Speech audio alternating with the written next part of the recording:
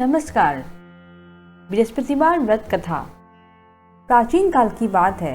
किसी राज्य में एक बड़ा प्रतापी और दानी राजा राज करता था। वह प्रत्येक गुरुवार को व्रत रखता एवं भूखे और गरीबों को दान देकर पुण्य प्राप्त करता था। परंतु यह बात उसकी रानी को अच्छी नहीं लगती थी। वह न तो व्रत करती थी, न ही किसी को एक भी पैसा दान में देती थी और राजा को भी ऐसा करने से मना करती थी। एक समय की बात है। राजा शिकार खेलने के लिए वन चले गए थे। घर पर रानी और दासी थी। उसी समय गुरु बृहस्पति देव साधु का रूप धारण कर राजा के दरवाजे पर भिक्षा मांगने आए। साधु ने जब रानी से भिक्षा मांगी तो वह कहने लगी, हे साधु महाराज, मैं इस दान और पुण्य से तंग आ गई हूँ। आप कोई ऐसा उपाय बताएं जिससे कि सारा धन नष्ट हो जाए और मैं आराम से रह सकूं। बृहस्पति देव ने कहा, हे देवी, तुम बड़ी विचित्र हो। संतान और धन से कोई दुखी होता है? अगर अधिक धन है तो इसे शुभ कार्यों में लगाओ। कुंवारी कन्याओं का विवाह कराओ, विद्यालय और बाग बगीचे का निर्माण कराओ, जिससे तुम्हारे दोनों लोग सुधरें। परंतु साधु की यह बातों से रानी को खुशी नहीं हुई। उसने कहा कि मुझे ऐसे धन की आवश्यकता नहीं है जिसे मैं दान दूं और जिसे संभालने में मेरा सारा समय नष्ट हो जाए। तब साधु ने कहा, यदि तुम्हारी ऐसी इच्छा है तो मैं जैसा तुम्हें बताता हूँ तुम वैसा ही करना। गुरुवार के दिन तुम घर को गोबर से लीपना, अपने केशों को पीली मिट्टी से धोना, केशों को धोते समय स्नान करना, राजा से हजामत बनाने को कहना, भोजन में मांस मदिरा खाना, कपड़ा धोबी के यहाँ धुलने डालना। इस प्रकार 7 बृहस्पतिवार करने से तुम्हारा समस्त धन नष्ट हो जाएगा। इतना कहकर साधु रूपी बृहस्पति देव अंतर्ध्यान हो गए। साधु के अनुसार कई बातों को पूरा करते हुए रानी को केवल 3 बृहस्पतिवार ही बीते थे कि उसकी समस्त धन संपत्ति नष्ट हो गई। भोजन के लिए राजा का परिवार तरसने लगा।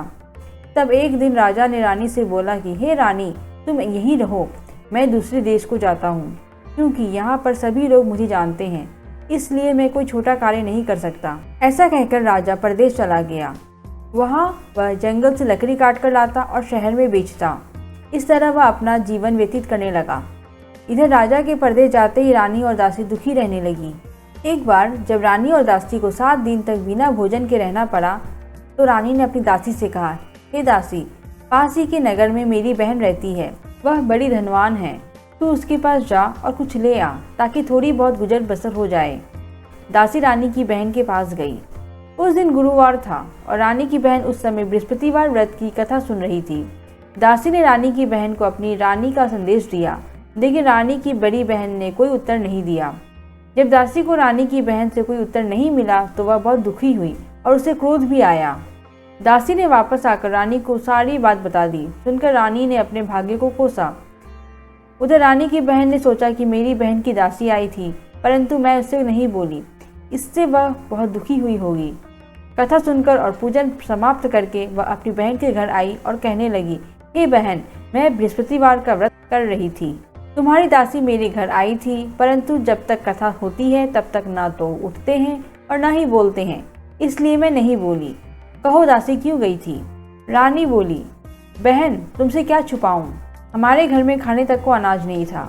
ऐसा कहते कहते रानी की आंखें भर आई। उसने दासी समेत पिछले 7 दिनों से भूखे रहने तक की बात अपनी बहन को विस्तार पूर्वक सुना दी। रानी की बहन बोली, देखो बहन, भगवान बृहस्पति देव सबकी मनोकामना को पूर्ण करते हैं। देखो, शायद तुम्हारे घर में अनाज रखा हो।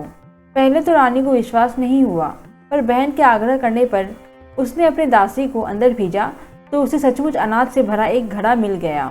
यह देखकर दासी को बड़ी हैरानी हुई। दासी रानी से कहने लगी, हे रानी, जब हमको भोजन नहीं मिलता तो हम व्रत ही तो करते हैं, इसलिए क्यों न इनसे व्रत और कथा की विधि पूछ ली जाए ताकि हम भी व्रत कर सके। तब रानी ने अपनी बहन से बृहस्पतिवार व्रत के बारे में पूछा। उसकी बहन ने बताया, बृहस्पतिवार के व्रत में चने की दाल और मुनक्का से भगवान विष्णु का केले की जड़ में पूजन करें तथा दीपक जलाएं, व्रत कथा सुने और पीला भोजन ही करें। इससे बृहस्पति देव प्रसन्न होते हैं।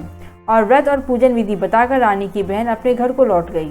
7 दिन के बाद जब गुरुवार आया तो रानी और दासी ने व्रत रखा। गुरसाल में जाकर चना और गुड़ लेकर आई। फिर उससे केले की जड़ तथा विष्णु भगवान का पूजन किया। पीला भोजन कहाँ से आए, इस बात को लेकर दोनों बहुत दुखी थे।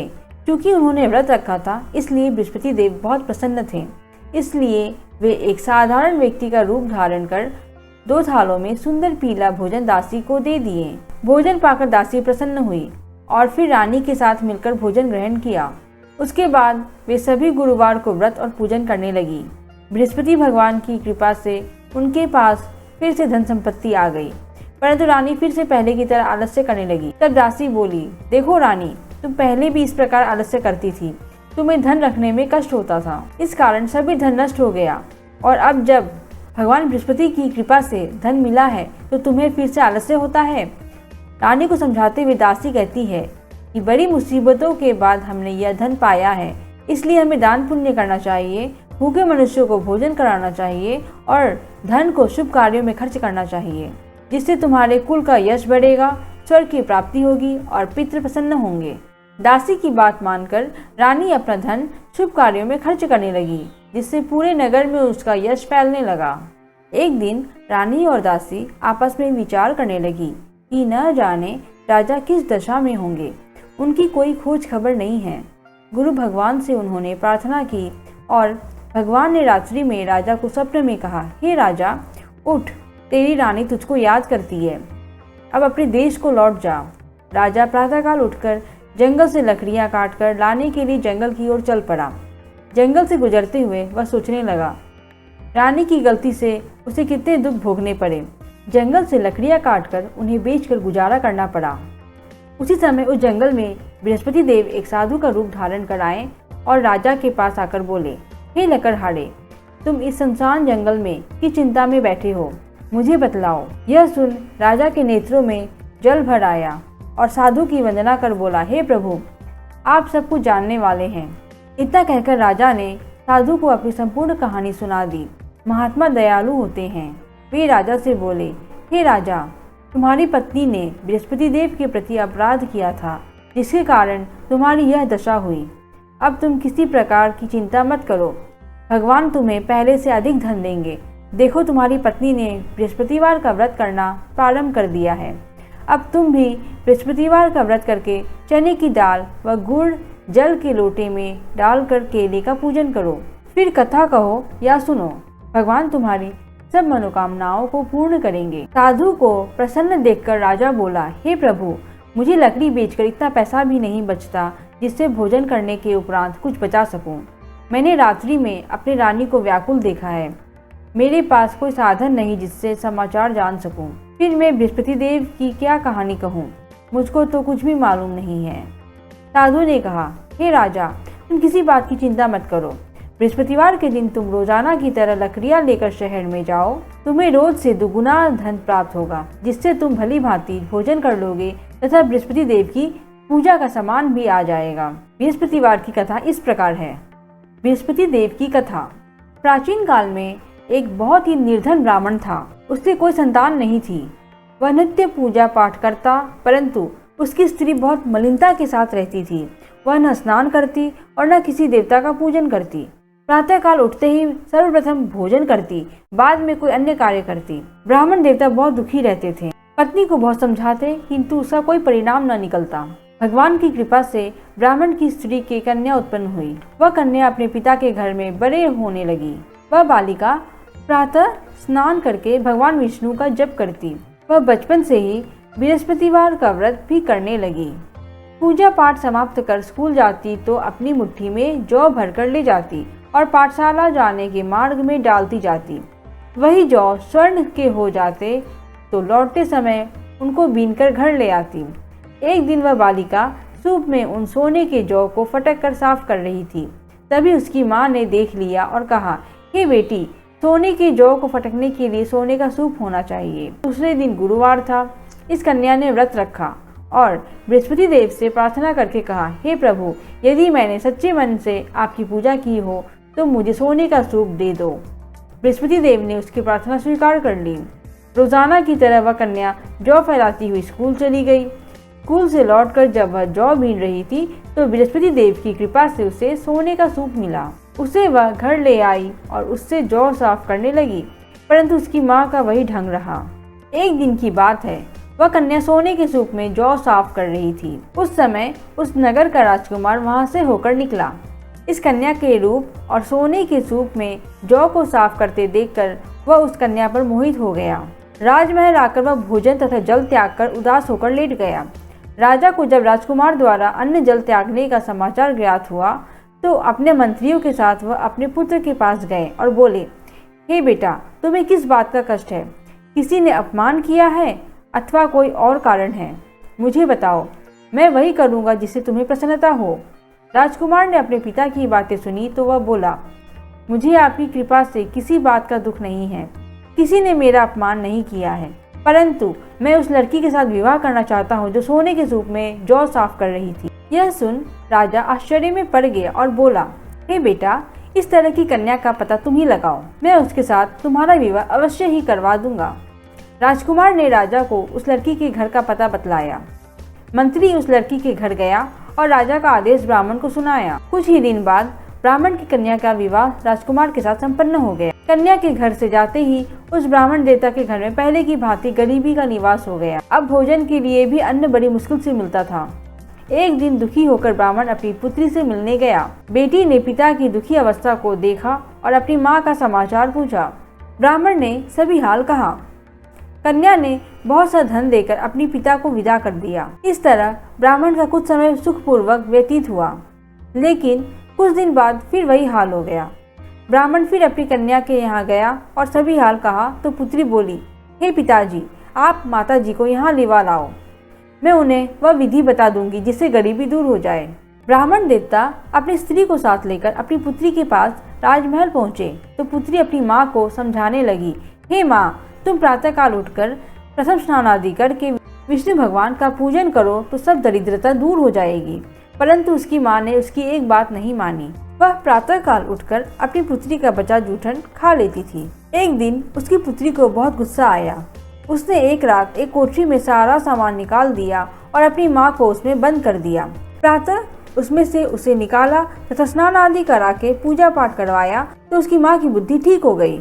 इसके बाद वह नियम से पूजा पाठ करती और प्रत्येक बृहस्पतिवार को व्रत रखने लगी। इस व्रत के प्रभाव से उसकी माँ भी बहुत धनवान हो गई और बृहस्पति देवता के प्रभाव से स्वर्ग को गई। वह ब्राह्मण भी सुखपूर्वक इस लोक का सुख भोगकर स्वर्ग को प्राप्त हुआ। इस तरह कहानी कहकर साधु देवता वहाँ से लोप हो गए। धीरे धीरे समय व्यतीत होने पर फिर बृहस्पतिवार का दिन आया। राजा जंगल से लकड़ी काटकर किसी शहर में बेचने गया। उसे उस दिन और दिनों से अधिक धन मिला। राजा ने चना, गुड़ आदि लाकर बृहस्पतिवार का व्रत किया। उस दिन से उसके सभी क्लेश दूर हुए। परंतु जब अगला गुरुवार का दिन आया तो वह बृहस्पतिवार का व्रत करना भूल गया। इस कारण बृहस्पति भगवान नाराज हो गए। उस दिन उस नगर के राजा ने विशाल यज्ञ का आयोजन किया तथा अपने समस्त राज्य में घोषणा करवा दी कि कोई भी मनुष्य अपने घर में भोजन न बनाए तथा आग भी न जलाए। समस्त लोग मेरे यहाँ भोजन करने आवे। इस आज्ञा को जो न मानेगा उसको फांसी की सजा दी जाएगी। राजा की आज्ञा अनुसार राज्य के सभी वासी राजा के भोज में सम्मिलित हुए, लेकिन लकड़हारा कुछ देर से पहुंचा, इसलिए राजा उसको अपने साथ महल ले गए। जब राजा लकड़हारे को भोजन करा रहे थे तो रानी की दृष्टि उस खूंटी पर पड़ी जिस पर उसका हार लटका हुआ था। उसे हार खूंटी पर लटका दिखाई नहीं दिया। रानी को निश्चय हो गया कि मेरा हार उस लकड़हारे ने चुरा लिया है। उसी समय सैनिक बुलवाकर उसको जेल में डलवा दिया। जब लकड़हारा जेल खाने में गया तो बहुत दुखी होकर विचार करने लगा कि न जाने कौन से पूर्व जन्म के कर्म से मुझे यह दुख प्राप्त हुआ है, और उसी साधु को याद करने लगा जो जंगल में मिला था। तत्काल बृहस्पति देव साधु के रूप में प्रकट हो गए और उसकी दशा को देखकर कहने लगे, अरे मूर्ख, तूने बृहस्पति देवता की कथा नहीं की, इसी कारण तुझे दुख प्राप्त हुआ है। अब चिंता मत कर, बृहस्पतिवार के दिन जेल खाने के दरवाजे पर 4 पैसे पड़े मिलेंगे, उनसे तू बृहस्पति देव की पूजा करना तो तेरे सभी कष्ट दूर हो जाएंगे। अगले बृहस्पतिवार उसी जेल के द्वार पर 4 पैसे मिले। राजा ने पूजा का सामान मंगवाकर कथा कही और प्रसाद बांटा। उसी रात्रि को बृहस्पति देव ने उस नगर के राजा को स्वप्न में कहा, हे राजा, तूने जिस आदमी को जेल खाने में बंद कर दिया है वह निर्दोष है, वह राजा है, उसे छोड़ देना। रानी का हार उसी खूंटी पर लटका हुआ है। अगर तू ऐसा नहीं करेगा तो मैं तेरे राज्य को नष्ट कर दूंगा। राजा प्रातःकाल उठा और खूंटी पर हार टंगा देखकर लकड़हारे को बुलाकर क्षमा मांगी तथा राजा के योग्य सुंदर वस्त्र आभूषण भेंट कर उसे विदा किया। गुरुदेव की आज्ञा अनुसार राजा अपने नगर को चल दिया। राजा जब नगर के निकट पहुंचा तो उसे बड़ा ही आश्चर्य हुआ। नगर में पहले से अधिक बाग, तालाब और कुएं तथा बहुत सी धर्मशालाएं, मंदिर आदि बने हुए थे। राजा ने पूछा कि यह किसका बाग और धर्मशाला है। तब नगर के सब लोग कहने लगे कि यह सब रानी और दासी द्वारा बनवाए गए हैं। राजा को आश्चर्य हुआ और गुस्सा भी आया। जब रानी ने खबर सुनी कि राजा आ रहे हैं तो उसने अपनी दासी से कहा, हे दासी, देख, राजा हमको कितनी बुरी हालत में छोड़ गए थे। वह हमारी ऐसी हालत देखकर लौट न जाएं, इसलिए तू दरवाजे पर खड़ी हो जा। रानी की आज्ञा अनुसार दासी दरवाजे पर खड़ी हो गई। जब राजा आए तो उन्हें अपने साथ महल में लिवा आई। तब राजा ने क्रोध करके अपनी तलवार निकाली और पूछने लगा, बताओ, यह धन तुम्हें कैसे प्राप्त हुआ है। तब रानी ने बताया, हमें यह सब धन बृहस्पति देव के व्रत के प्रभाव से प्राप्त हुआ है। राजा ने तब निश्चय किया कि 7 रोज बाद तो सभी बृहस्पति देव का पूजन करते हैं, परंतु मैं रोजाना दिन में 3 बार कथा कहा करूँगा तथा रोज व्रत किया करूँगा। अब हर समय राजा के दुपट्टे में चने की दाल बंधी रहती तथा दिन में 3 बार वह कथा कहता। एक रोज राजा ने विचार किया कि चलो अपनी बहन के यहाँ हो आवे। इस तरह का निश्चय कर राजा घोड़े पर सवार हो अपनी बहन के यहाँ चल दिया। मार्ग में उसने देखा कि कुछ आदमी एक मुर्दे को लिए जा रहे हैं। उन्हें रोककर राजा कहने लगा, अरे भाइयों, मेरी बृहस्पतिवार की कथा सुन लो। वे बोले, लो, हमारा तो आदमी मर गया है, इसको अपनी कथा की पड़ी है। परंतु कुछ आदमी बोले, अच्छा कहो, हम तुम्हारी कथा भी सुनेंगे। राजा ने दाल निकाली और कथा कहनी शुरू कर दी। जब कथा आधी हुई तो मुर्दा हिलने लगा और जब कथा समाप्त हुई तो राम राम करते हुए वह मुर्दा खड़ा हो गया। राजा आगे बढ़ा। उसे चलते चलते शाम हो गई। आगे मार्ग में उसे एक किसान खेत में हल चलाता मिला। राजा उससे बोला, अरे भैया, तुम मेरी बृहस्पतिवार की कथा सुन लो। किसान बोला, जब तक मैं तेरी कथा सुनूंगा तब तक 4 हड़ैया जोत लूंगा। जा अपनी कथा किसी और को सुनाना। राजा आगे चलने लगा। राजा के हटते ही बैल पछाड़ खाकर गिर गए तथा किसान की पेट में बहुत जोर से दर्द होने। उसी समय किसान की माँ रोटी लेकर आई। उसने जब यह देखा तो अपने पुत्र से सब हाल पूछा। बेटे ने सभी हाल बता दिया। बुढ़िया दौड़ी दौड़ी उस घुड़सवार के पास गई और उससे बोली, मैं तेरी कथा सुनूंगी, तू अपनी कथा मेरे खेत पर ही चलकर कहना। राजा ने लौटकर बुढ़िया के खेत पर जाकर कथा कही, जिसके सुनते ही बैल खड़े हो गए तथा किसान के पेट का दर्द भी बंद हो गया। राजा अपनी बहन के घर पहुंच गया। बहन ने भाई की खूब मेहमानी की। दूसरे रोज प्रातःकाल राजा जागा तो वह देखने लगा कि सब लोग भोजन कर रहे हैं। राजा ने अपनी बहन से जब पूछा कि ऐसा कोई मनुष्य है जिसने भोजन नहीं किया हो, जो मेरी बृहस्पतिवार की कथा सुन ले, तो बहन बोली, हे भैया, यह देश ऐसा ही है। पहले यहाँ के लोग भोजन करते हैं, बाद में अन्य काम करते हैं। अगर पड़ोस में कोई हो तो देख आती हूँ। ऐसा कहकर बहन देखने चली, परंतु उसे कोई भी ऐसा व्यक्ति नहीं मिला जिसने भोजन न किया हो। फिर वह एक कुम्हार के घर गई जिसका लड़का बीमार था। उसे मालूम हुआ कि उसके यहाँ 3 दिन से किसी ने भोजन नहीं किया है। रानी ने अपने भाई की कथा सुनने के लिए कुम्हार से कहा। वह तैयार हो गया। राजा ने जाकर बृहस्पतिवार की कथा कही, जिसको सुनकर उसका लड़का ठीक हो गया। अब तो राजा की प्रशंसा होने लगी। एक दिन राजा ने अपनी बहन से कहा, हे बहन, मैं अपने घर जाऊंगा, तुम भी तैयार हो जाओ। राजा की बहन ने अपनी सास से अपने भाई के साथ जाने की आज्ञा मांगी। सास बोली, चली जा, परंतु अपने लड़कों को मत ले जाना, क्योंकि तेरे भाई को कोई संतान नहीं होती है। बहन ने अपने भाई से कहा, हे भैया, मैं तो चलूंगी, परंतु कोई बालक नहीं जाएगा। राजा ने कहा, जब कोई बालक नहीं चलेगा तब तुम जाकर ही क्या करोगी। दुखी मन से राजा अपने घर को लौट आया। राजा ने अपनी रानी से कहा, हम निसंतान हैं, इसलिए कोई हमारे घर आना पसंद नहीं करता। इतना कह वह बिना भोजन आदि किए शैया पर लेट गया। रानी बोली, हे प्रभु, बृहस्पति देव ने हमें सब कुछ दिया है, वे हमें संतान भी अवश्य देंगे। उसी रात बृहस्पति देव ने राजा को स्वप्न में कहा, हे राजा, उठ, सभी सोच त्याग दे, तेरी रानी गर्भवती है। राजा को यह जानकर बड़ी खुशी हुई। 9वें महीने रानी के गर्भ से एक सुंदर पुत्र पैदा हुआ। जब राजा की बहन ने यह शुभ समाचार सुना तो वह बहुत खुश हुई तथा बधाई लेकर अपने भाई के यहाँ आई। तभी रानी ने कहा, घोड़ा चढ़कर नहीं आई, गधा चढ़ी आई। राजा की बहन बोली, भाई मैं इस प्रकार न कहती तो तुम्हें औलाद कैसे मिलती। बृहस्पति देव ऐसे ही हैं, जिसके मन में जो कामनाएं रहती है सभी को पूर्ण करते हैं। जो सद्भावना पूर्वक बृहस्पतिवार का व्रत करता है एवं कथा पढ़ता है अथवा सुनता है और दूसरों को सुनाता है, बृहस्पति देव उसकी सभी मनोकामनाएं पूर्ण करते हैं। बृहस्पति देव उनकी सदैव रक्षा करते हैं।